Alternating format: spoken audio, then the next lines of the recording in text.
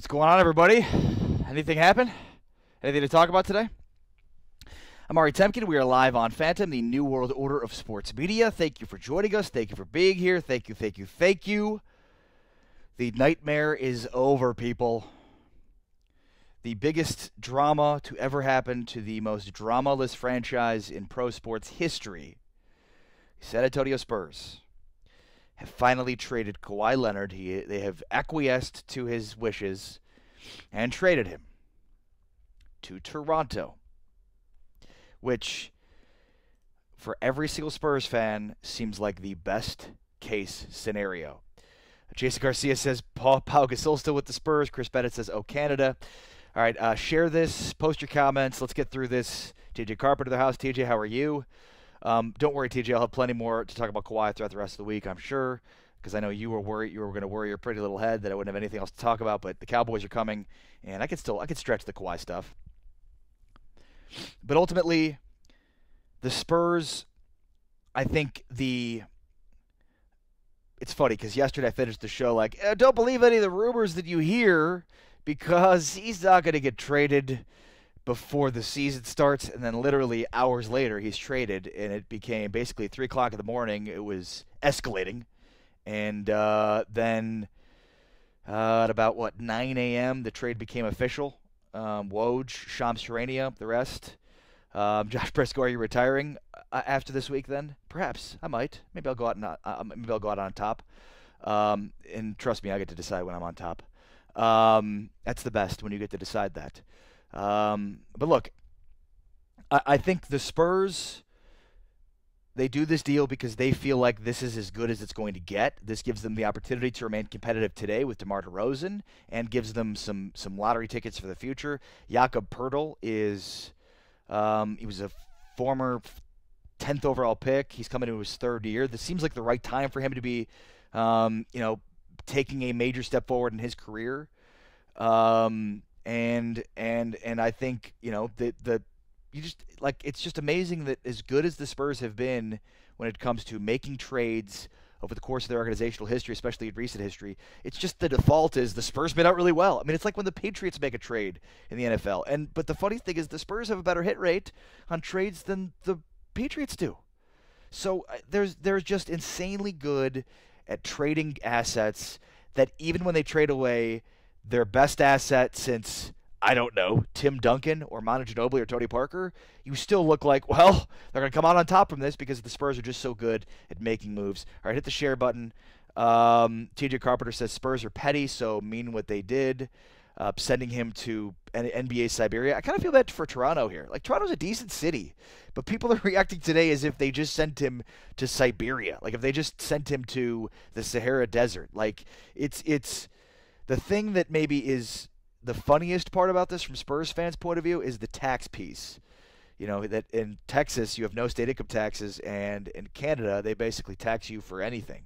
It's like a 60% tax rate. So, I mean, he's going to legitimately lose millions of dollars based on taxes and taxes alone. Jeremy Mandel popping in says, if people thought the Duncan, Ginobili, Parker Spurs were boring, just wait until they see the DeRozan, Aldridge Spurs. Was it the Duncan, Ginobili, Parker Spurs they thought were boring, or was it just the Duncan, early Parker Spurs they thought were boring? Randy Manick says, hey, what up? How are you? John Dyer says Spurs turn chicken shit into chicken salad. Jose Luis has been listening to the guy from the Big Lead too often. That guy's a moron. Stop tweeting at him and tweeting things that he says. He's annoying and bad. He has bad takes constantly. I can't even stand to look at him. He's like, he just created a website that's okay. The rundown on the Big Lead is about as good as it gets for that guy. But he's annoying, and he's got bad takes, and he thinks he's considerably better than he is. That's my Jason McIntyre take, Jose. Don't believe what he says. Anything, literally. Don't believe anything Jason McIntyre says. They're all bad takes. He's just not important enough for his takes to matter. All right, so yesterday I said, piggybacking off of takes that are not good, that I would be shocked if the Spurs made a move before the season started, because I figured they'd wait this thing out. He'd go to USA training camp, and they'd have Pop and him sort of talk it out, get a man-to-man, and Only me. Only I have bad takes. That is a fact. Jason McIntyre has consistently bad takes. Okay. But look, I think the Spurs would. I think a lot of the trade and the time of the trade says a couple of things. One, I think it says they really, really, really wanted to trade him to the East. It's they were just going to jump on the best deal they got from the East. And two, I think it says that this thing was so far gone that they were not like the sticking point here was that not Kawhi, but Kawhi's representation. And that they didn't want to be held in the dark about what the situation was with Kawhi Leonard. That Dennis Robertson, that Uncle Dennis had sabotaged the relationship between Kawhi Leonard and the San Antonio Spurs well beyond repair. And that's the ultimate point here. That's what happened. That's what went wrong, is that they had sabotaged, that Uncle Dennis sabotaged the relationship, hold on one second, between the Spurs and Kawhi Leonard.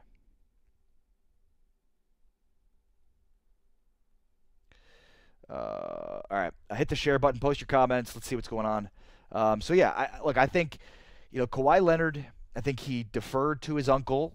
His uncle became basically his agent, and and that his uncle, maybe he thought he had his best interests, but a guy that's passive, that's doesn't want to talk to the media, that is shies away from the spotlight, like that's not a guy that wants to go to a big city.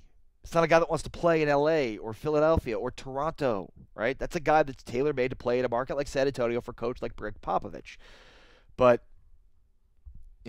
I think that having his best interest in mind would have been, where does his personality fit best? And I also think that if Kawhi Leonard and Uncle Dennis were really wanting Kawhi to cash in, get a very lucrative shoe contract, that as a worse place for him to go than San Antonio is definitely Toronto. And it's going to make USA Basketball training camp very, very fun to watch, because there's Pop coaching the team. Kawhi's got, again, as I talked about yesterday, he's got to show up. He's got to play because he wants to go play in China, because in China, in 2 years for the Team USA tournament, he's got a pretty good opportunity there to turn that into a lucrative shoe contract. So he's got to show up to be able to play in China, in Japan, to enter that Asian market. So it's going to be very, very, very, very interesting. Jaime Ramirez says, I just hate that Danny got traded away with him. He took pay cuts to stay with the Spurs. I know it's business, but it sucks he got roped into that BS. Yeah. Guys, think about this. The 2018-2019 Toronto Raptors have more 2014 Spurs champions on their team than the current San Antonio Spurs do. Think about that. Next year's Raptors are going to have more of the Spurs championship roster on their team than the Spurs will. Corey Joseph's still there, right? Is he not? Is Corey Joseph not there? Even if Corey Joseph's not there, that's still 2 with Kawhi and Danny Green to 1 for the Spurs and Ginobili. Who else? Patty? It's 2. Okay.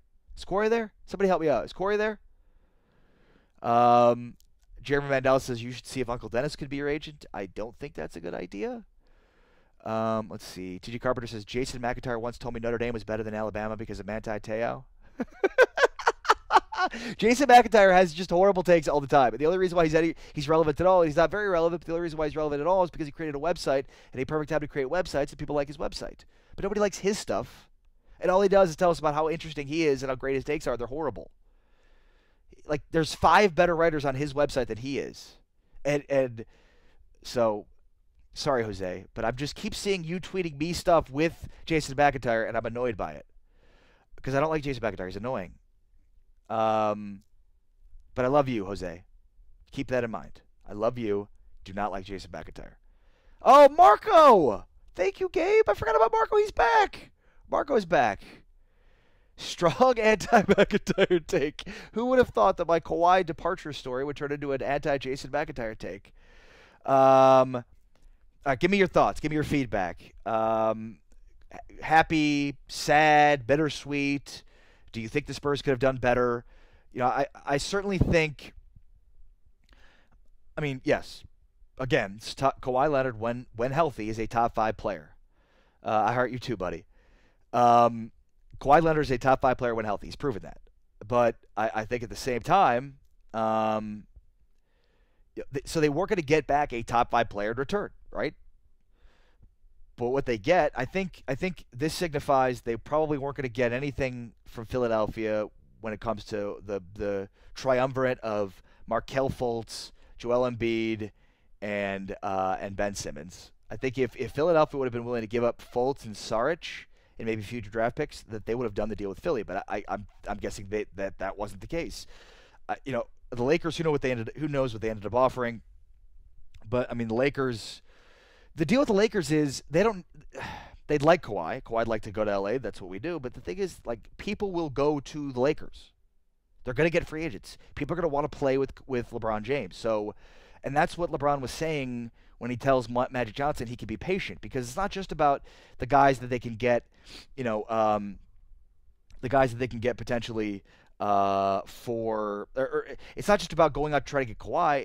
It's. I mean, LeBron looks at this and says, guys are going to come here. Guys are going to want to play here with me. So, and that's true. That's going to be true. So, even if Kawhi doesn't end up going there after this season, even if Toronto wins the East and he's happy there and he ends up signing a long-term deal there, the Lakers are still going to be players for major, major free agents. All right. Now checking in on the comments at the San Antonio Spurs Spirit page. Freddie Serena Dominguez says, not surprised, but worried about our cap space. Tina Matthews says, hello. Hi, Tina. How are you?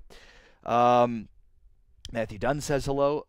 Valerie says upset. I don't think Danny Green caught up, and the Kawhi mess was a good move. Tina Matthews says very happy because if you want out, the grass is never green on the other side. Look, I'll say this about Danny, and it's the funniest thing about this is just how unpopular Danny Green had become. Everybody was always like, "Oh, Danny's so inconsistent, icy hot." It's just horribly inconsistent. I hate that. And now it's a lot of those people are going to be the ones that are like, oh, I'm going to miss Danny Green. And I'm not calling anybody out in particular. I'm just saying, you know who you are. A lot of people hated on Danny Green. He was the easy target for a lot of Spurs fans. And now all of a sudden it's like people love Danny Green. And TJ Carpenter says, guys, share and use the hashtag, quote, keep Ari on air. Yeah, don't tell Jeremy Mandel that. But right, and Jason Garcia points this out. Look, Danny Green over the course of his career with the Spurs was a 40% three-point shooter and a lockdown perimeter defender. And so the rate that they had him at was cheap. I mean, was a really good deal relative to what those kinds of players were going for in the open market. And I think the last few years that 40% started to get down to about 37%. He was not as consistent, not as good.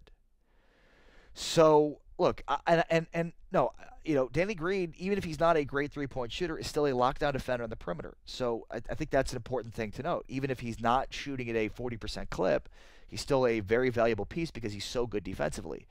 But I feel like if that was the move, if the Spurs knew they could get back Pirtle, DeRozan, and a future draft pick, and it was hinging on them giving up Danny Green, they probably felt like that's worth that than holding on to Kawhi longer than they needed to and not getting anything for him, or getting a deal that didn't include Fultz or Embiid or Simmons from Philadelphia, or and on and on and on. So, look, I think the Spurs maximized what they could have, and you're replacing his scoring. Look, the biggest issue for the Spurs last year was offense. They could not score consistently. They had no offense. They were one of the worst offensive teams in the NBA. They were one of the best defensive teams in the NBA. It's the reason they won 47 games. It's the reason they were as good as they were without Kawhi Leonard. Well, they've just added one of the best scorers in the NBA, DeMar DeRozan. Now, you might be wondering if their defense is going to take a major step back. Here's the deal. As long as Greg Popovich is their coach, they're going to scheme very well defensively. LaMarcus Aldridge was a tremendous defensive piece and has been since he's been with the Spurs. So, I trust the history of the Spurs in schematically being very, very good defensively.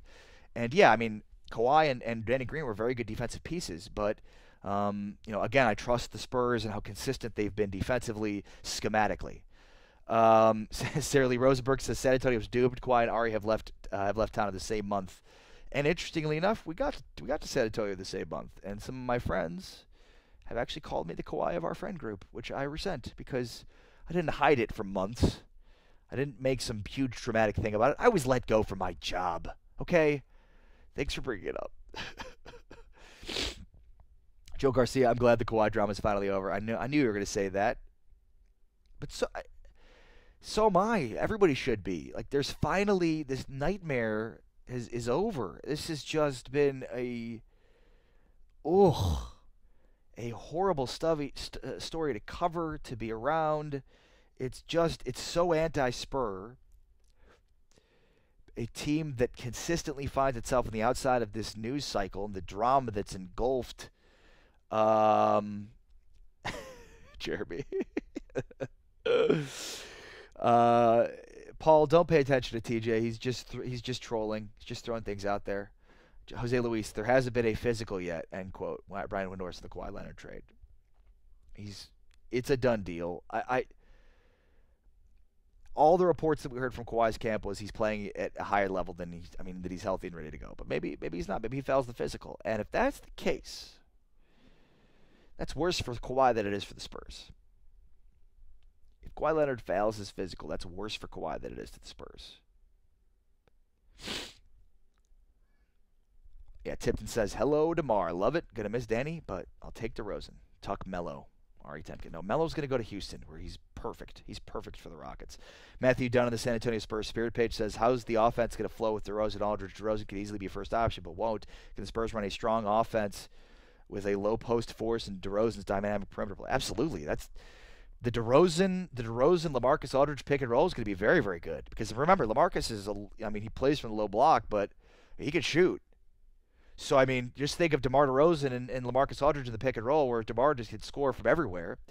But if you flare LaMarcus out, he can also hit threes. And he proved that last year. So, yeah, I also like the prospect of running pick and rolls with DeJounte and DeMar DeRozan and DeJounte and LaMarcus. And then the side actions you can get from a DeMar DeRozan, DeJounte pick and roll with LaMarcus. I think there's tons of potential. Again, the Spurs' offense last year was really bad. TJ Carpenter says San Antonio going to miss the postseason. That's a hot take. Do you have oven mitts for that hot take, TJ? You sound like Jason McIntyre, TJ Carpenter. Tina Matthew. So, Matthew, in order to answer your question, the offense is going to flow very beautifully. They're going to have a significantly more dynamic offensive scheme than they had last year. I wouldn't say in recent history because they've, with Kawhi, they've had a pretty good offensive schemes. But yeah, Kawhi's highest point total is still lower than DeMar DeRozan's average points per game over the last 3 years. He was at 23 points a game last year, 27 points per game a couple of years ago, and then 23 the year before that. What did Kawhi average last year?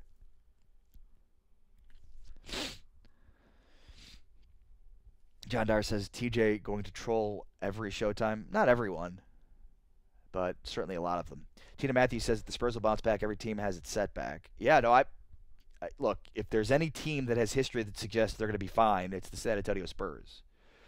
Valeria Escobedo says, but I think Green adds to the unity and cohesiveness of the team, which I think is what's going to be necessary in rebuilding with so much new blood. Yeah, look, I'm not saying it's not a loss at all. Don't get me wrong. It's definitely a loss to not have Danny Green. But I also think if in order to make this deal happen, they needed to include Danny Green. And John Dyer, I believe you were right yesterday pointing out the money situation, which I believe was the reason they had to put in Danny Green. Then I'd rather have. I'd rather have this deal done with the Spurs able to get a young asset in Pirtle, a potential young asset in a future draft pick, and then DeRozan, who's a lights out scorer. A lot of questions coming in on Pau Gasol. Now it's time for Manu for his decision to retire, so Spurs can open up some space for a mid-level star player. Jim, Manu's not going to retire, and don't you wish that? Spurs fans aren't ready for Tony Parker to be gone and Manu Ginobili to retire. Don't go there, Jim. That's rude. Tina Matthews says, anybody want Gasol? Not feeling this dude. Yeah, Gasol sucks. He's a problem. But they're not going to be able to get rid of him because nobody wants an aging guy that can't defend and his scoring is declining. It's $16 million a year. Jaime Ramirez says, you think Gasol retires as a Spur? Will it be tomorrow? That'd be great. Daniel Zapata says I'm ready to watch the Spurs play against the Raptors. Yeah, that is going to be very interesting. How is the reception going to be for Kawhi when he comes back with the Raptors? Or better yet, Tina Matthews says, are you sick? I brought this up yesterday. I've had this cold for a long time now. I can't get over it. I'm not sleeping because I'm doing the morning show here in Dallas at 105 through the Fan. So I'm waking up at 4 in the morning every day, which if you don't get good sleep, you're not going to get over your sickness. So the short answer is yes, Tina, but the long answer is I just can't shake the cough, sniffly aspect of this. But, I'm fighting through, unlike Kawhi. I'm fighting through. Let's see here. I just don't see Kawhi being that guy. He was good because he was in the Spurs system from Jonathan Ramos. I don't believe that, dude. Kawhi became a legitimate MVP candidate, one of the best two-way players of the game. I mean, he was a top-level scorer, had a unbelievably evolved offensive skill set where he's scoring one-on-one. And that's the thing, too, is the one aspect, I will say this, the one aspect of Kawhi's game that had yet to evolve offensively was his ability to distribute, or lack thereof. Noah Kozlov in the house. Noah, how are you? Noah's an NBA expert, everybody. Make sure you're following Noah on Twitter and checking all the great stuff he does. Noah, what's your opinion of this trade? What do you think of DeRozan with the LaMarcus Aldridge pick and roll? I love it. I love the DeRozan-LaMarcus Aldridge pick and roll. I love the potential for a DeJounte Murray-DeRozan pick and roll, and then what LaMarcus can do off of that with side action. But Noah Kozlov, who does fantastic work for NBA Radio, SiriusXM NBA Radio, I'm curious your thoughts on this trade. Frank Ramirez says, get well soon. All right, thank you. But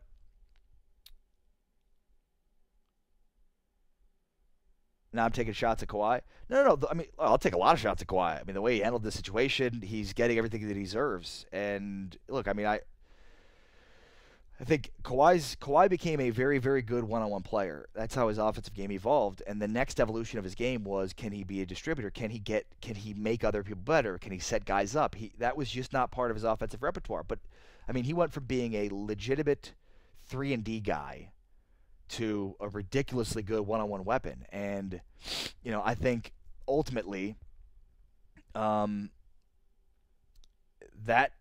where you have a little bit of an upgrade offensively, because DeRozan's so multifaceted offensively. Now, he's not the greatest distributor in the world, but he's certainly better at it and more prone to it than Kawhi Leonard. And again, you've got a guy that, I mean, you can do a lot offensively, schematically with him, and you know that Pop is going to get the most out of him just based on history and schematically.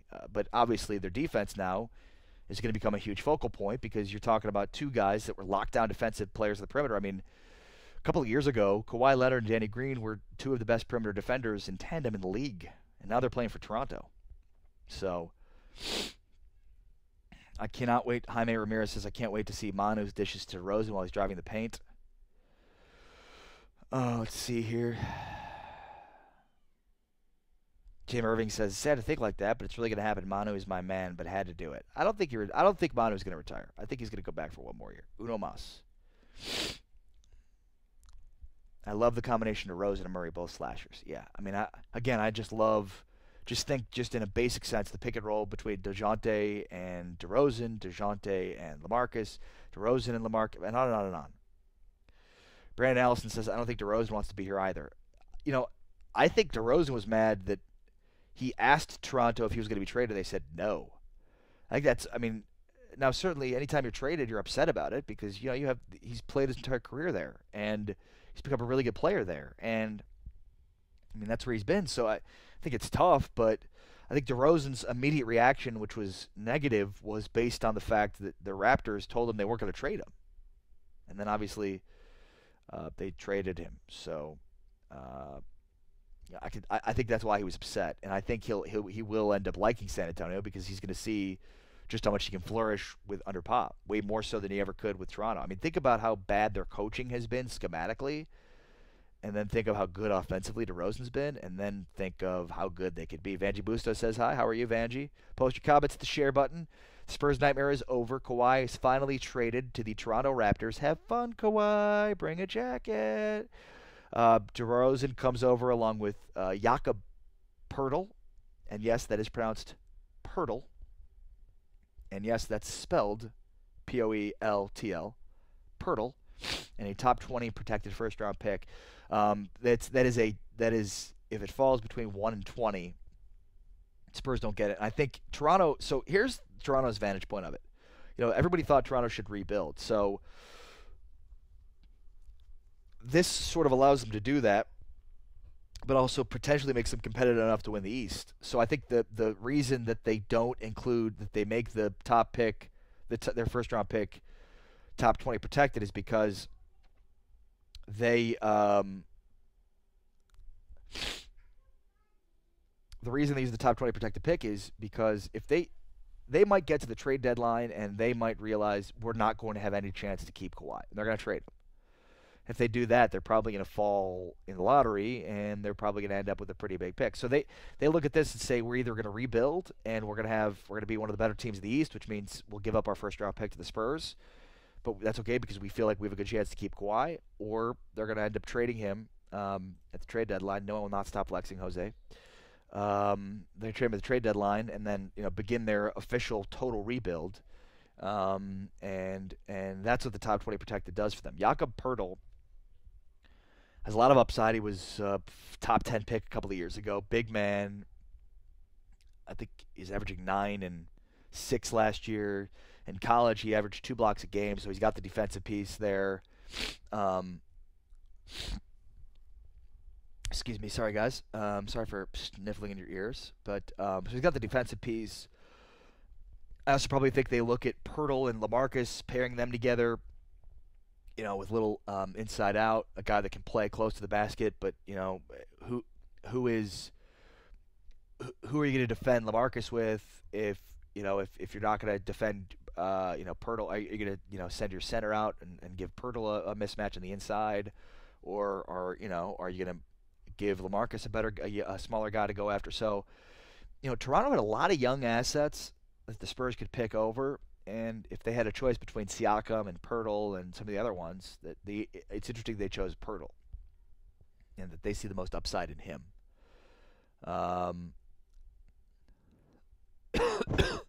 Excuse me.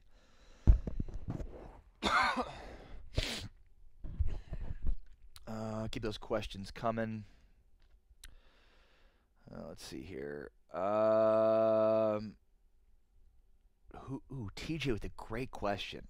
Ari, who am I supposed to be mad at? Tell me. I can't think for myself. You're supposed to be mad at Uncle Dennis.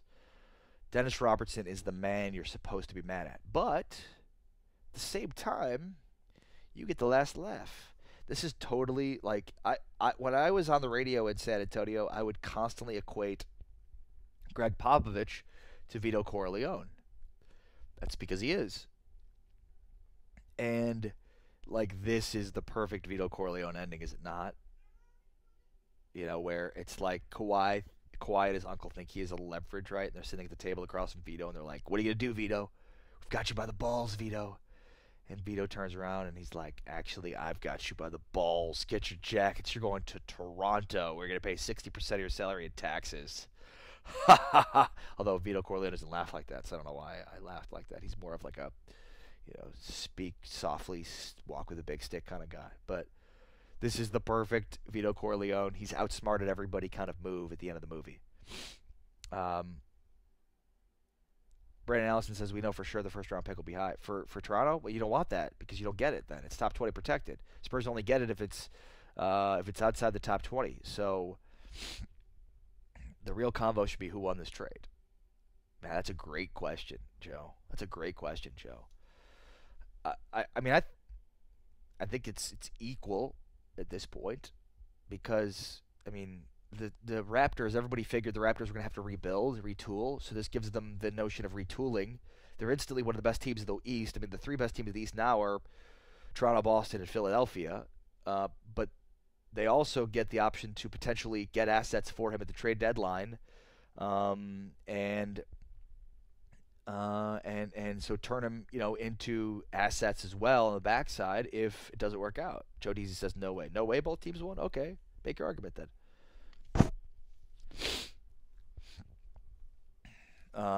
But ultimately, I think the Spurs get a guy that's a really good offensive piece, as proven. Now you've got Pop to work with him schematically, which will be very, very good. And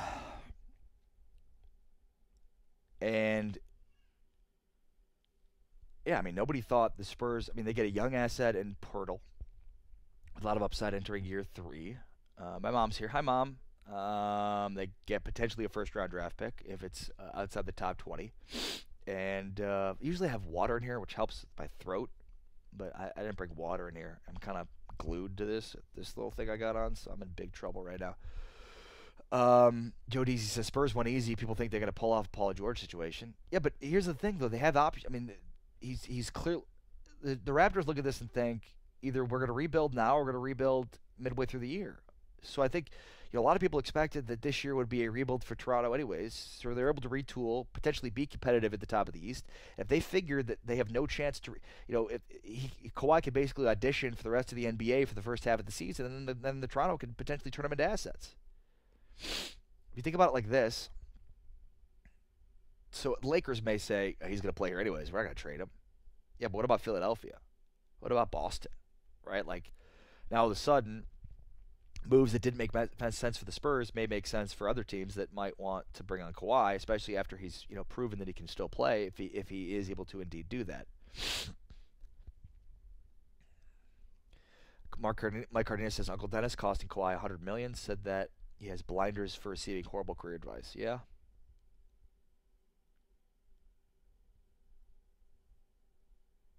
TJ Carpenter going for the Hail Mary on the Pop going to the Lakers next season. Makes total sense. Makes all sense in the world.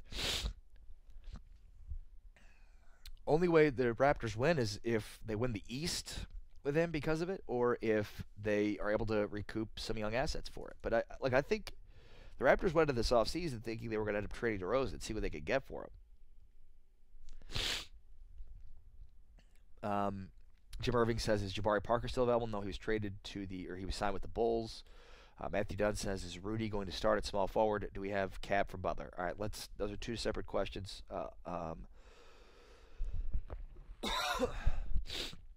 Apologies. I've also got to keep an eye on the clock. I've got an important doctor's appointment to go to at basically at like 12:55. So John Dyer does Canada have Whataburger? No, they do not. So who's their starting lineup? DeJounte Murray, LaMarcus Aldridge, DeMar DeRozan. So that's 1, 2. God,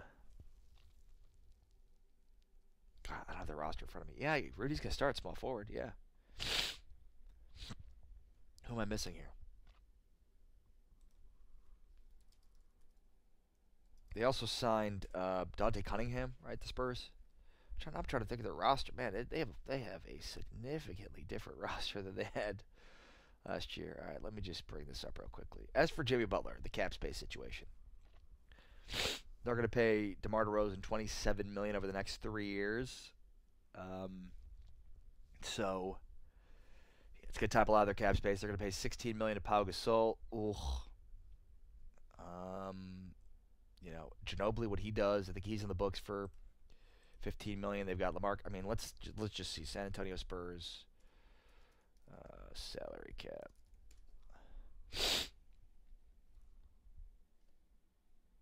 Michael Frank says, I don't think it's a good trade personnel-wise. Good cap space, though. However, I'm glad he got what he wanted. Why do you think that? Why do you think it's not good personnel-wise, Michael? All right. No, Patty's. I think Patty's deal comes up after next year. Let's see. So they've got LaMarcus the books. Let's just say for $21.4 million. It's for $22.3 million. Kawhi. So now they've traded away the $20 million that Kawhi was in the books next year, and the $10 million that Danny Green was in the books for. So 30 for the 27 and 3 for Pirtle, and so that's the even swap. Pau Gasol $16 million. Ugh. The Patty Mills $11.5 million. Yeah, Patty's signed until 2021. $13.2 million, which is tough. Anderson's gone. Who knows about Ginobili? So yeah, I mean their starting five is going to be what? LaMarcus, It'll be interesting to see who they start at the 4, or if they start Pirtle at the 5, LaMarcus at the 4, DeRozan at the 2, DeJounte at the 1, and then Rudy at the 3. That's my guess. That's my guess, but they also might not be done. Not bringing water here was the worst mistake I've ever made in my life. Okay, maybe that's a little bit too much, but... Or they could go small, right, and go LaMarcus and Davis Bertans start. They might do that. LaMarcus and Davis. Then Rudy, DeJounte, and DeMar. That's a lot of scoring.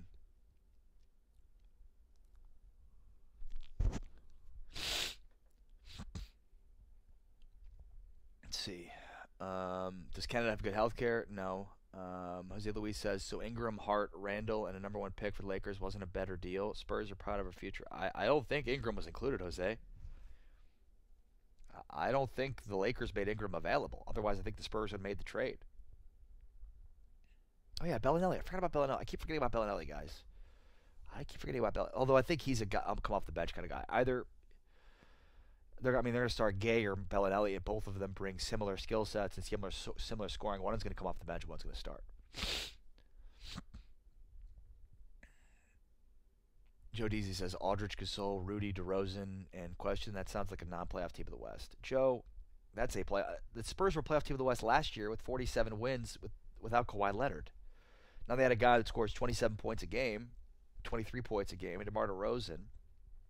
Yeah, they're a playoff team in the West. They're probably, in my opinion, one of the top 4 teams in the West. And Joe, you're probably underplaying just how good schematically Greg Popovich is as head coach. Jim Irving says, I just can't wait for DeRozan to be in an H-E-B commercial and Bellinelli coming back, LOL. Brandon Allison says, Walker IV is a scoring wizard. Very raw offensive game, a lot of potential defensively, and the Spurs have never, ever relied heavily on rookies, ever. Now, maybe they'll do it a little bit more this year.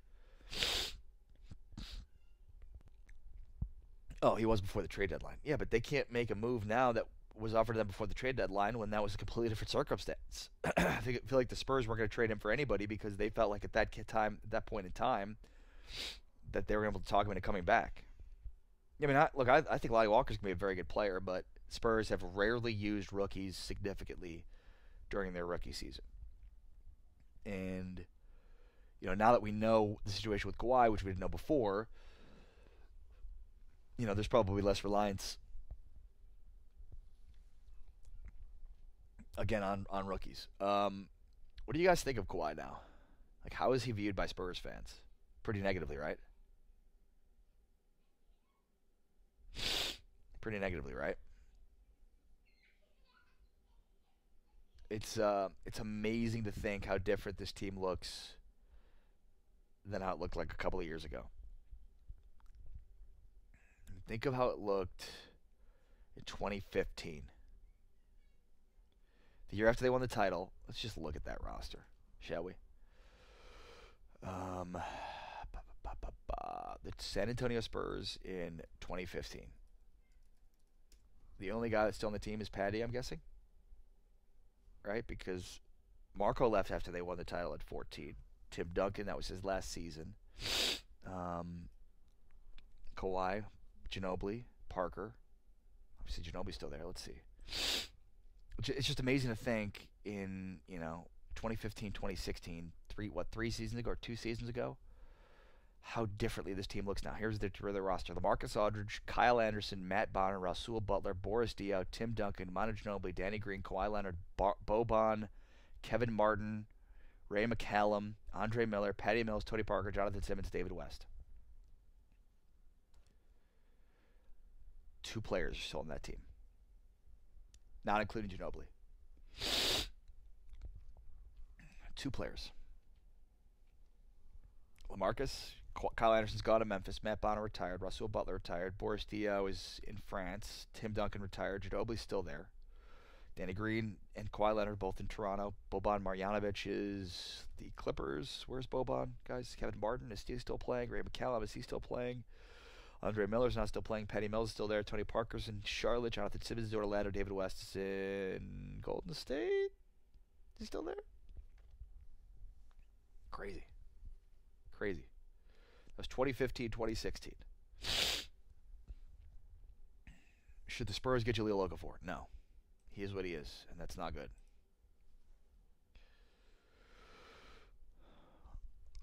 The Max get the 6th seed. Remember, you heard it here first. Joe, you are completely discounting how good of a coach Greg Popovich is. They won 47 games last year with basically no offense and Kawhi Leonard and the drama that he brought all year. I think they're still one of the 4 best teams in the West.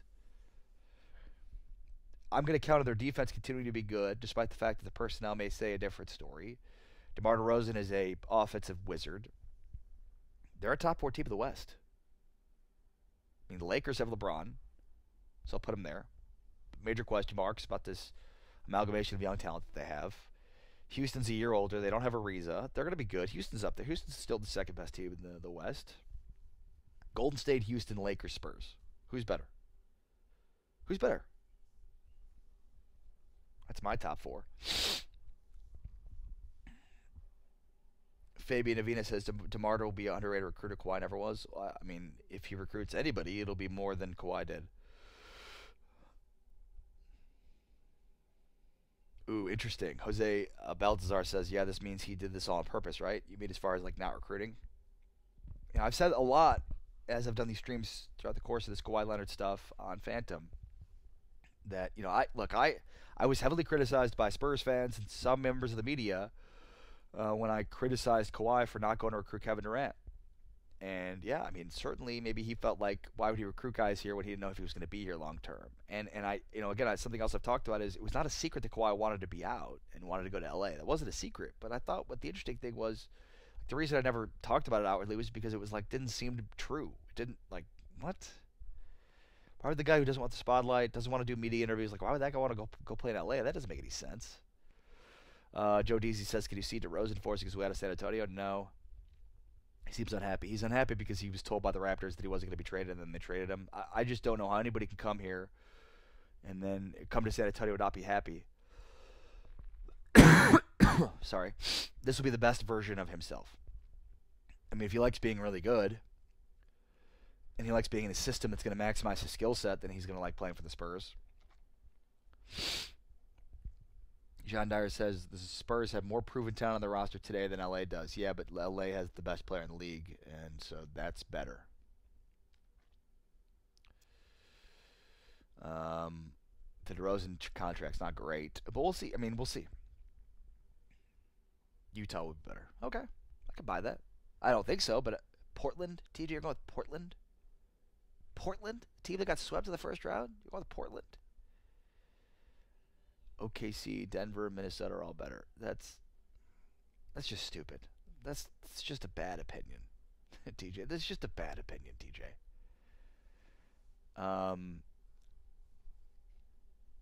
The only team I'm willing to buy that's going to have a better record than the Spurs on that list is Utah.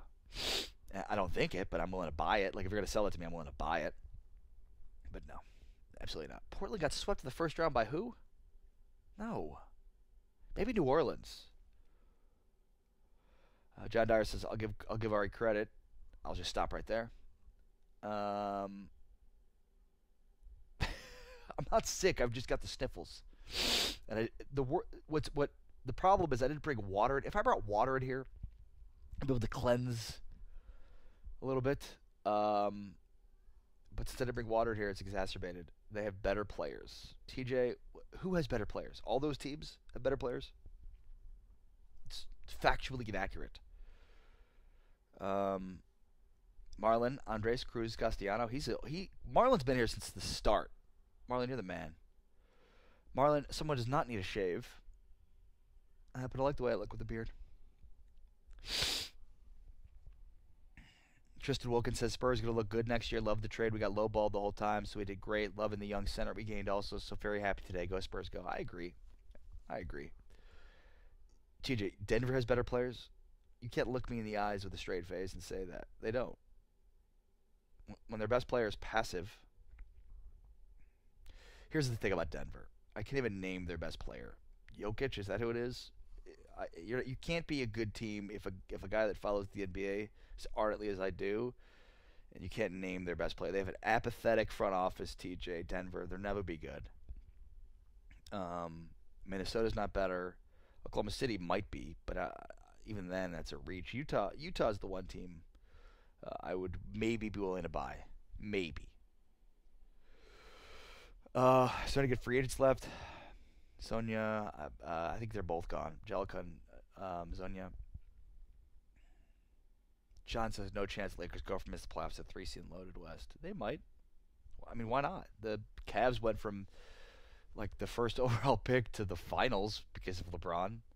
So MPJ, he says. TJ Carpenter says MPJ. Wow, you guys must have nothing to talk about in Denver. You think MPJ is going to be good? That's adorable. Jokic is the best passer in the league. Nobody even knows who Jokic is. Millsap is a 4-time All-Star. Paul Millsap, wow, hitting us with the Paul Millsap stuff. Yeah, 4-time All-Star, like 8 years ago. What TJ doesn't know is, or he does know, I don't know why I'm engaging with him, but I will, that Denver has a horrible defense and will continue to have a horrible defense. Marlon says, this is about pieces. Go get guys that have no names, but will work amazingly together. Yep. Trust the process for the Spurs. Isn't that the Spurs saying? Trust the process. All right, everybody. I got to go get some water or I'm going to pass out. So, thank you. Thank you.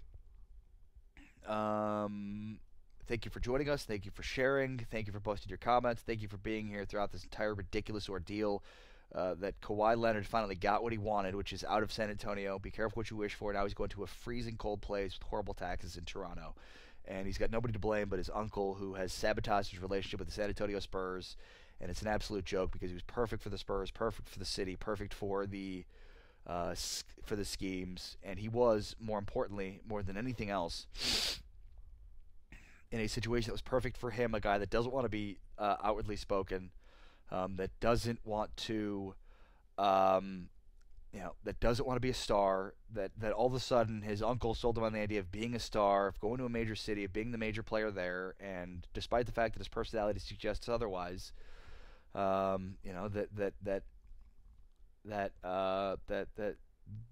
talked about it, that this would be a good thing, and he's so far removed from reality. I don't know what else there is to say about this, other than what I've said countless times. I'm okay with players doing what's in the best interest for themselves. I think they should. I think they should always look out for themselves, but there's a way to handle your business. There's a way to do things. This is not the way you do things. Josh Woodard says, peace out, Kawhi, stupid ass uncle. Marlon Andres Cruz Castellanos says, I'm going to miss Danny Green and Ari moving to Dallas. Thank you, buddy. I appreciate that. This will not be my last Kawhi show. Kawhi was banished to foreign lands, as Spurs fans could have ever hoped for. Again, Vito Corleone, Greg Popovich had the last word and outsmarted Kawhi at the end, even though Kawhi and his uncle thought they had outsmarted Vito Corleone. In the end, Vito Corleone was his last laugh, and he got to send Kawhi to Toronto, where you're going to pay a ton of taxes, not get a Supermax, and ultimately, if you go to LA, you're going to have to prove again that you're worth Supermax money because you're not going to be eligible for it. But as Jim Irving says, finally the drama is over. Thank you to Uncle Dennis Robertson for